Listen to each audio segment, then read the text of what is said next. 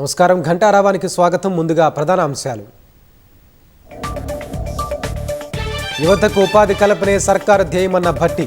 30,000 సర్కారీ ఉద్యోగాల భర్తీకి కసరత్తు జరుగుతోందని వెల్లడి.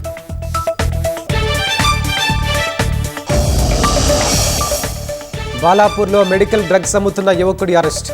మోతాదు మించడంతో ఒకరు మృతి, ఇద్దరి పరిస్థితి విషమం.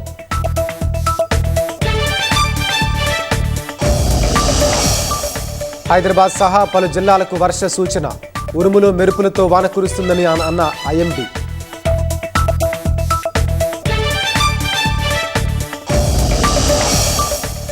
పోపు ఫ్రాన్సిస్ మృతి పట్ల ప్రధాని, సీఎం సహా పలువురి సంతాపం. మానవత్వం, ఆధ్యాత్మిక ధైర్యానికి ప్రతీకని కితాబు.